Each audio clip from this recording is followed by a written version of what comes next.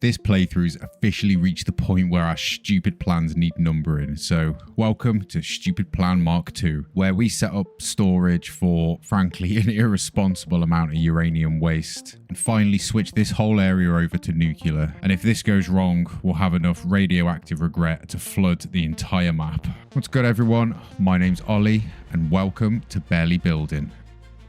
Last time we built this insane suspension bridge, and as requested, here's your epic train crossing.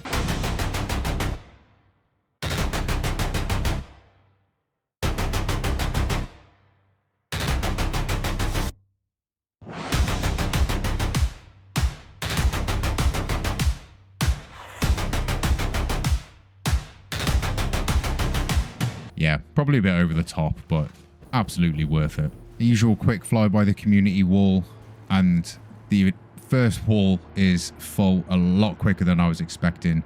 So let me show you the new community room. We have these entire walls here for YouTube subs. We have a bit blocked out for YouTube members if we ever unlock that. Little section for Twitch raids and a wall here for our Twitch subs. So if you want to be involved in here, just comment I subbed and drop a sub on the channel and I'll get you up on the wall. And I think we'll do one of these every season. I've really enjoyed doing this and I've loved how it turned out. So let's see how fast we can fill this place up. So back at the nuclear site, I really want to get all the raw materials brought in, and part of that is we need to power all these new Mk2 miners that we've placed, and we just don't have the capacity for that here. So I think it's finally time to tear down this power plant that was only ever temporary anyway. We can use the opportunity to get rid of some of these and tidy up the power around this place and get it exactly how we want it. So we can cut all this out and we can cut all this out. With all that ripped out, there's just silence.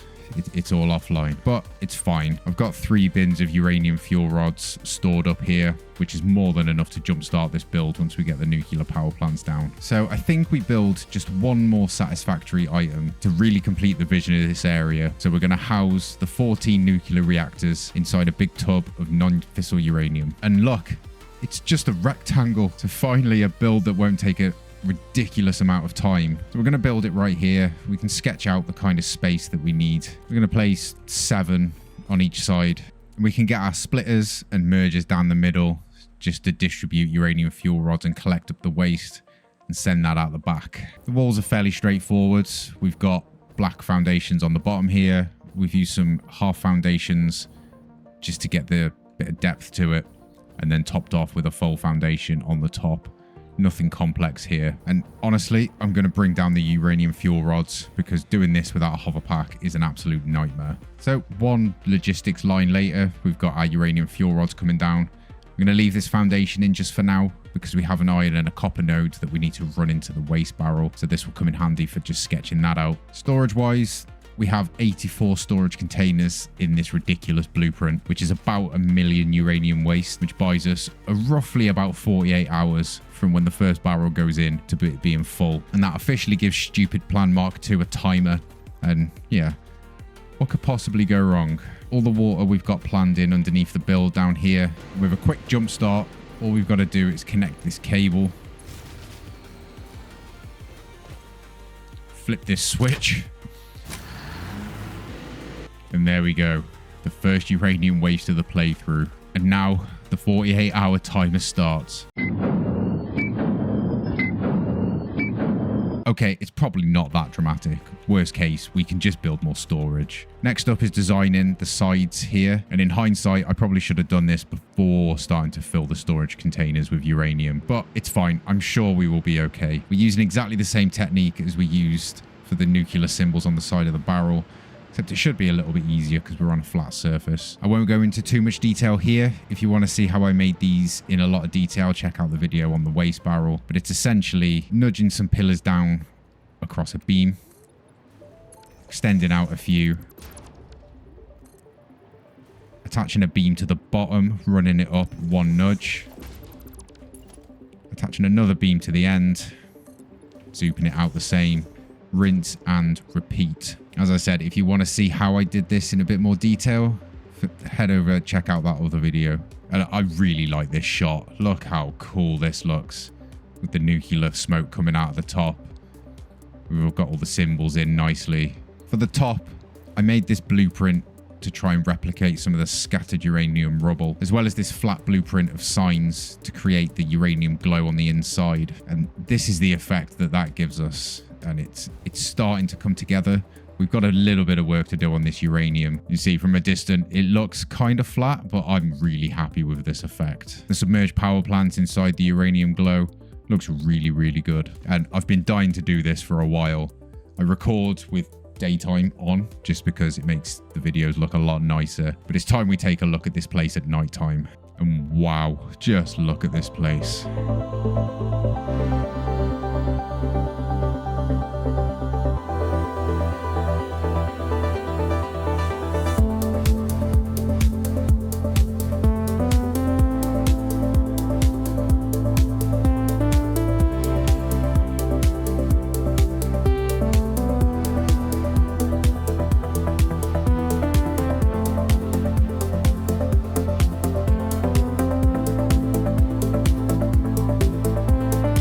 With all that done, all our resources are now moving in. We've connected up this train line.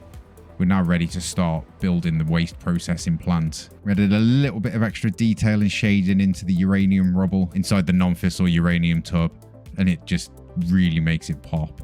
Really, really happy with this. It's just so good. Before we finish today, let me take you through the production line I've planned out for processing the waste. Raw material wise, it's not too bad. Other than a boatload of concrete, we have a small amount of copper and iron. This just goes into making some steel ingots and into some wire and copper sheets. This mixes together to give us AI limiters and stators, which will make our electromagnetic control rods. We have a very small aluminium line that's moving through to make our heat sinks. We have a small amount of steel beams moving in, which just leaves encased plutonium, which we're taking some sulfuric acid and some nitric acid, combining that with uranium waste and with some silica. That gets pushed into the big loops, which is going to make our plutonium pellets by being mixed with another little bit of uranium waste. This gets combined with some concrete to make our plutonium cells, and then all this feeds together to make 12.6 plutonium fuel rods.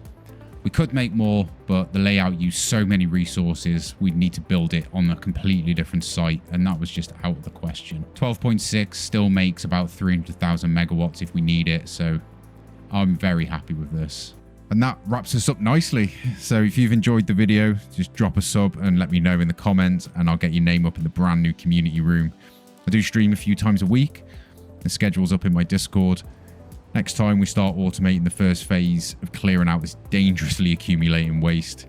Until then, guys, I will see you in the next one.